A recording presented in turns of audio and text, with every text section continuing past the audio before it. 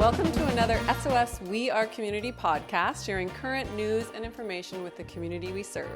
I'm Lissa Alexander, SOS Communications Manager.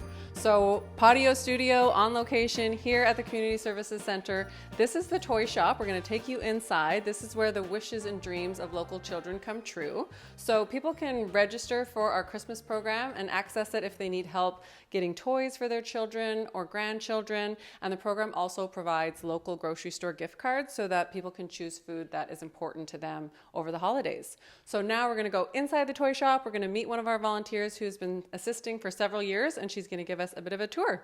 Let's go. So how have you assisted in the Christmas program before, and what are you doing this year? I started off as an elf, and then they asked me to be a co-chair, and so I've been doing that for 6 years. Awesome. And it's been great. Oh, yeah. Wonderful. And what do you like about volunteering in the Christmas program? Well, it was kind of funny as I was watching the Tinamera breakfast happening, and they were talking about all the people that it takes to put that on. Mm-hmm. It got me to thinking of how many people it takes to put the whole thing on, right? Yes. And it really just made me feel really special that we're the ones here at the very end getting to hand out the toys, and it's a real honor, I feel, to be able to do that. Yeah. So that was really cool. It's really special. That's wonderful. Wonderful. Okay, well, here we are in the toy shop. So can you walk us around and just explain sort of how it works? Sure. We have elves, which are it's a wonderful job. The elf job is so much fun. So they'll bring our client in here, and start off. They'll find out how many kids they have, and they just take them around. These are all our stocking stuffers, and they can pick some stocking stuffers if they want. Mm-hmm.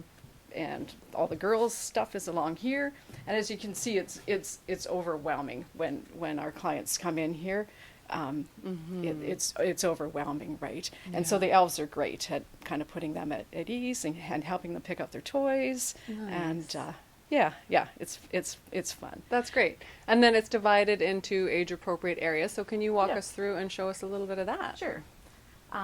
Over here we've got Lego, of course, which is always an awesome toy to get. Boy, girl, it's great. Mm-hmm. Crafts. And then we start off with boys, starting from age 1 all the way up to 12. Mm-hmm. On this side it's girls. The other side it kind of goes around, and our girls are on this side. Mm-hmm.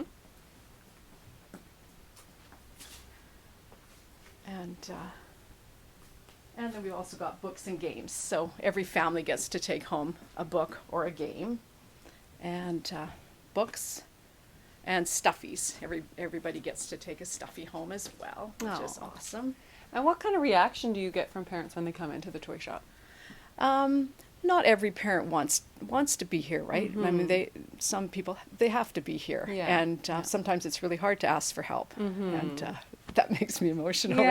But we do our best. But and it's overwhelming as well. Just look at all the toys in here and stuff. So that's overwhelming as well. Yeah. And so how many times a day do you restock the toy shop? We have a morning shift and an afternoon shift, so we restock after every shift. We don't restock in between or anything. Okay. And when the parents come through, they come through on their own with an elf? Yes, yeah. No kids come in, of course. Yeah. And they come in on their own, and then when they're finished, we bag all their toys up in a great big black bag so no one can see what's in there. Yeah. And, awesome. Yeah.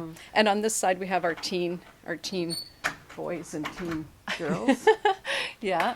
And then are we short on anything in the toy shop? As usual, teen gifts are always more of a challenge. So we have people that have come up with great gifts to give, but as usual, girl teens and boy teens, we encourage them to find something, but if for some reason they can't find anything, there's nothing that's suitable, we do have gift cards, and so those are awesome gifts just for people to give as well. Mm-hmm. Woodgrove gift cards that are kind of open-ended.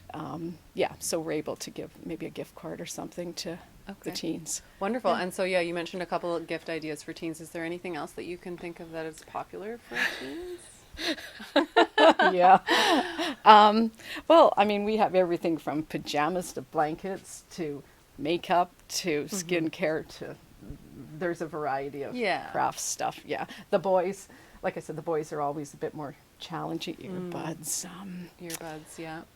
Yeah, clothes. We also have clothes and stuff for the teens. Yeah. But People have been great being creative of Yeah. finding toys, but it is definitely more of a challenge for Yeah, the teens. for sure. But yeah. Wonderful. Well, thank you so much for the tour of the toy shop, Yeah. and thank you for your commitment to the community and for helping make Christmas brighter for families in need. You're welcome. It's wonderful. I love it. Thank Yeah. you, Karen. Okay, so here we are in the toy restocking room, and we're with Bonnie Brown, SOS Administration and Client Services Manager. Welcome, Bonnie. Thanks, Lissa. It's so nice to be It's here fun with to you. be here with you too. So tell us, how is SOS doing for toy and gift donations at this time? Okay, so we've had already some really wonderful events within our community supporting the Christmas program. And our Angel Tree program is supported right now by 39 businesses. And we've had lots of residents bring Christmas toys into our office already, which is amazing. Other than gifts for teens and tweens, we're doing pretty good in our toy shop. So it's looking really good. Yeah. Excellent. And how are we doing for financial donations? So far, we've received about $120,000 in financial donations. While this amount sounds enormous and it's a huge achievement, it is a bit behind where we were at this time last year. Registration numbers are growing and they're higher than ever before, as need is great in our community and people are really struggling this year.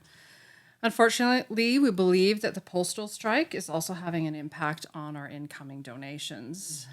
Our financial goal is $285,000, which is to cover the cost of the grocery store gift cards to help residents have food in their cupboards over the holidays.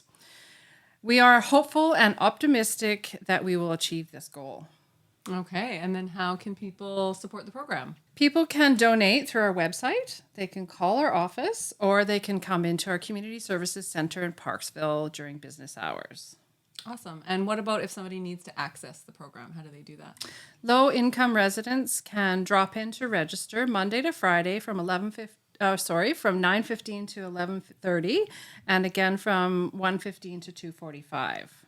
Great. So they drop in person, and then they can register to come back. They can register to come back, and then they come back for a distribution appointment. So distribution has started. So the sooner that people can come in to register for an appointment to visit the toy shop and receive their grocery gift cards, the better. Okay. Well, thank you so much for coming, Bonnie, and for sharing this information. Thank you, Lissa. And I also wanted to take a moment to recognize and acknowledge and really thank our dedicated and hardworking volunteers. We wouldn't be able to do this without them. And I also want to thank everybody in the community for your donations and support so far. It really brings out the Christmas magic and joy for residents in our community. That's awesome. So I would just like to echo what Bonnie said. Thank you so much, everybody, for supporting our Christmas program. It really takes a whole community to come together to make something like this happen. And as you saw from Karen in the toy shop, it's really an emotional thing when people have to come in and ask for help. And it's just so wonderful that we have all these things that we're able to give them thanks to our community. So thanks for listening, and we'll see you next month.